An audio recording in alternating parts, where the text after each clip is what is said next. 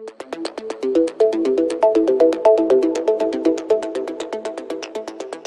voice echoes in my mind.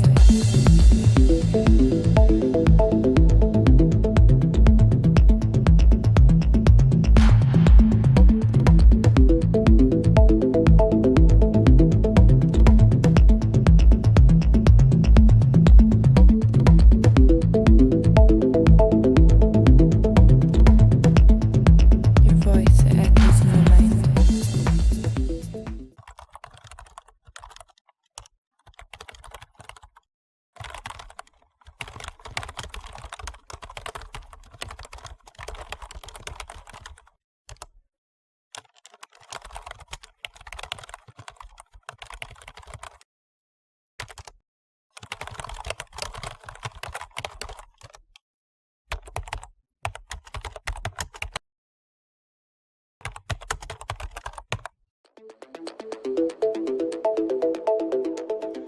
یہ ایک pharmacology کا ایم فل تھیسز ہے.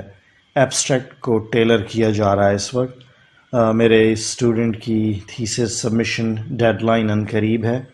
آج مجھے بہت سارا کام ریویو کرنا ہے. اس وقت تک سب کچھ آلموسٹ مکمل ہے، بس ایبسٹریکٹ لکھا جا رہا ہے. Your voice echoes in my mind.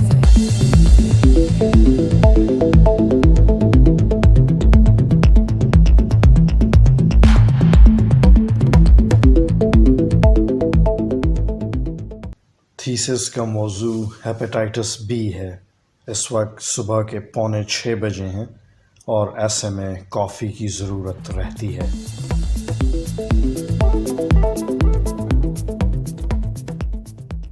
Pakistan میں ہیپیٹائٹس بی اس وقت بہت سارے لوگوں کو ہے مگر وہ جانتے نہیں. چونکہ اس بیماری کا تعلق جگر کے انفیکشن سے ہے اور جگر کی بیماریوں کی علامات چونکہ دیر سے آتی ہیں جب جگر بہت ہی خراب ہو چکا ہوتا ہے، تو لوگ اکثر اس بیماری سے ناواقف ہی رہتے ہیں اور اس کی تشخیص عموماً اس وقت ہوتی ہے جب آپ کو ڈاکٹر کسی شدید عارضے کی وجہ سے جگر کا الٹرا ساؤنڈ کروانے کا مشورہ دیتا ہے، اور جس میں یہ پتہ چلتا ہے کہ آپ کا جگر اس وقت بے حد خراب ہو چکا ہے.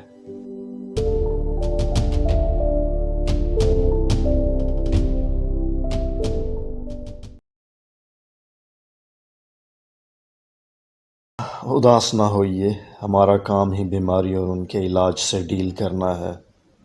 چلیے آگے بڑھتے ہیں. میرا یہ ایم فل اسٹوڈنٹ بہت ہی چھوٹا تھا جب اس کے والد کی ڈیتھ ہو گئی تھی. ماں نے بڑی قربانیاں دے کر اس کو بڑا کیا.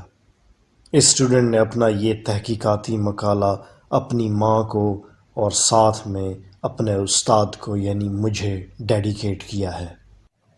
اس ریسرچ کے دوران ہم نے ہیپیٹائٹس بی میں استعمال ہونے والی ایک کمپیریٹیولی نئی ڈرگ جس کو ٹینوفویر کہتے ہیں اس کا استعمال کیا اور اس کے نتائج بہت ہی اچھے رہے. جن میتھڈالوجیز کا استعمال ہم نے کیا وہ آپ کو اسکرین پہ نظر آ رہی ہیں، جیسے کہ TLC، لیور فنکشن ٹیسٹ، جیسے ALT. اس کے علاوہ ہم نے فلوریسنس امیونو ایسے کا استعمال کیا، اور اس کے علاوہ ہم نے ریئل ٹائم پالیمریز چین ری ایکشن یا RT-PCR کا استعمال بھی کیا.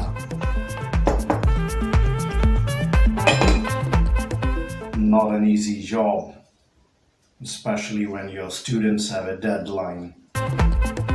زیادہ فوکس، زیادہ اٹینشن چاہیے، اور اگر آپ کے اسٹوڈنٹس کی ڈیڈ لائن ہو اور سپروائزر کو بھی ساتھ میٹ کرنی پڑ جائیں اور اسٹوڈنٹ نے وقت کی پابندی بھی ذرا کم کی ہو تو سپروائزر پہ بوجھ زیادہ بڑھ جاتا ہے.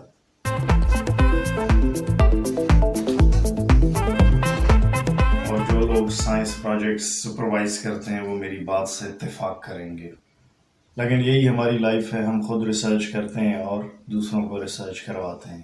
اب تھکاوٹ کے آثار ہیں، تھوڑا سا مجھے باہر واک کرنی چاہیے.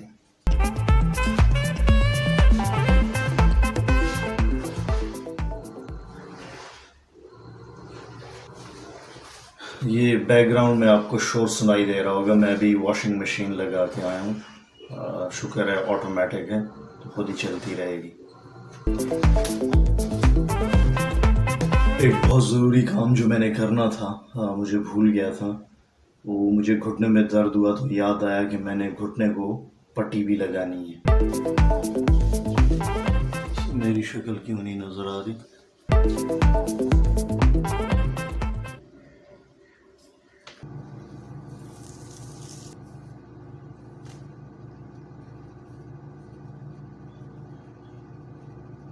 یہ دراصل مجھے گھٹنے کی چوٹ لگی تھی اور اس پر میں اس وقت کائنیزیولوجی ٹیپ لگا رہا ہوں.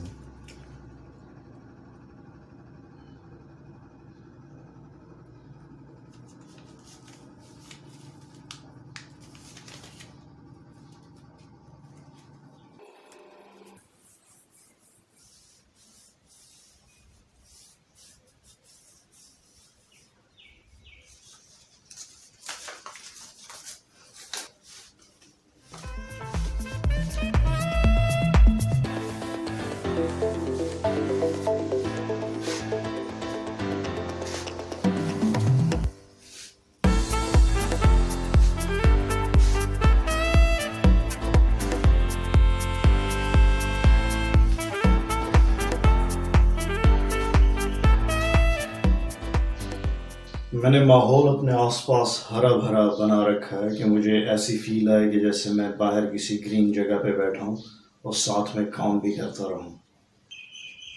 بائی دا وے فجر کا وقت ہے اور آپ کو بیک گراؤنڈ میں پرندوں کی بانسریاں بھی سنائی دے رہی ہوں گی. And that's what I love.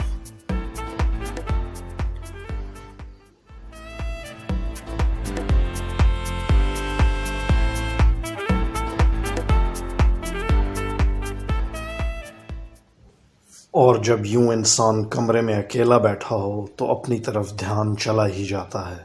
مجھے یوں لگا جیسے میرے ہیئر کٹ کا ٹائم اب آ چکا ہے.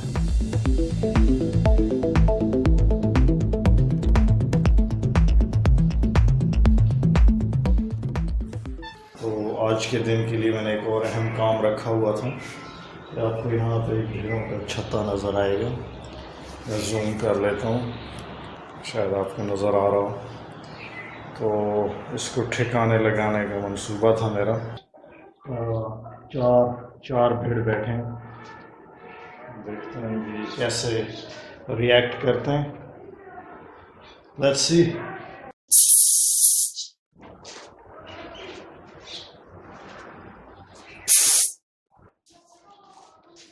یہ 3 بھاگ گئے، ایک گر گیا. اب یہ تو دوبارہ پلٹ کے آئیں گے. میرا کام ہو چکا ہے. میرا جو نیکسٹ پروجیکٹ تھا آج کے دن کے لیے وہ اپنی پرانی کتابوں کی صفائی کا تھا. تو کتابوں کی صفائی کرتے کرتے مجھے اچانک ایک بڑی یادگار چیز مل گئی. یہ دیکھیں، یہ میڈیکل اور فارمیسی کے اسٹوڈنٹ اس چیز کو سمجھتے ہوں گے، جانتے ہوں گے. یہ مائکرو بایولوجی کی بک ہے اور اس میں بیکٹیریا، وائرسز، فنجائی اور ان کی سائنس پڑھی جاتی ہے.